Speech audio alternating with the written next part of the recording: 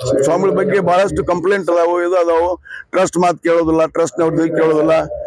ಅದಕ್ಕಾಗಿ ಅವ್ರದ್ದು ಬಹಳ ದೊಡ್ಡ ಫೈಲ್ ಐತೆ ಅವ್ರದ್ದು ಏನ್ರಿ. ಅದಕ್ಕೆ ಅವ್ರನ್ನ ನಿರ್ಣಯ ತಗೊಂಡ್ರಿ ಇವತ್ತು. ಅವ್ರನ್ನ ನಿರ್ಣಯ ಅವ್ರನ್ನ ಉಚ್ಚಾಟಿಸ್ಬೇಕು ಅಂತೇಳಿ, ಪೀಠದಿಂದ ಉಚ್ಚಾಟನೆ ಮಾಡ್ಬೇಕು ಅಂತೇಳಿ.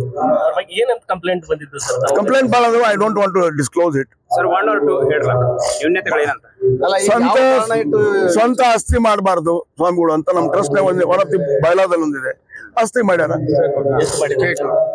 ಡಿಸ್ಇಂಟಿಗ್ರೇಷನ್ ಮಾಡಬಾರ್ದು ಸಮಾಜದೊಳಗೆ ಅಂತ ಹೇಳಿ ದಿನ ಒಂದು ಸಮಾಜ ಹೊಡಿತಕ್ಕಂತ ಕೆಲಸ ಮಾಡ್ತಾರ. ಆರ್ಗನೈಸ್ ಮಾಡೋದಲ್ಲ.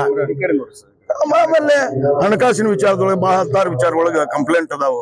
ಅವೆಲ್ಲ ಅದಾವು. ಇದನ್ನ ಇಲ್ಲದೆ ಮಾಡಿಲ್ಲ. ಬಹಳ ದಿನ ಕಾದ್ವಿ. ನೋಟಿಸ್ ಕೊಟ್ಟಿದ್ವಿ ಅವ್ರಿಗಿಂದ. 2014 ನೋಟಿಸ್ ಕೊಟ್ಟಿದ್ವಿ. ಎಷ್ಟು ಜನ ಟ್ರಸ್ಟ್ ಅಧ್ಯಕ್ಷರಾಗಿ ಎಷ್ಟು ಜನ ಸೇರಿದ್ರಿ ಮತ್ತು ಎಲ್ಲರೂ ಸೇರ್ಕೊಂಡು ಎಷ್ಟು ಜನ? Majority trust was there. Trust ಇದ್ರು, ಅಧ್ಯಕ್ಷ ಇದ್ರು, ನಮ್ಮ ಇವರು ನಾಡಗೌಡರು ಇದ್ರು. ಚರ್ಚೆ ಆಯ್ತು. ಕಂಪ್ಲೇಂಟ್ ಭಾಳ ಜನ. ಟ್ರಸ್ಟ್ ಎಷ್ಟು ಜನ ಇದೆ? ಎಷ್ಟು ಜನ ಟ್ರಸ್ಟ್ ನಲ್ಲಿ ಒಂದು 30 ಜನ ಅದಾರ. ಎಲ್ಲರದು ಒಮ್ಮತ ಮೇರೆಗೆ ಆಗಿದೆ. ಹೆಂಗೆ ಸರ್? ಬಹಳ ದಿವಸದಿಂದ ಐತಿ ಅದು ಒಮ್ಮತ. ಬಹಳ ದಿನ ಐತಿ. ಅವರು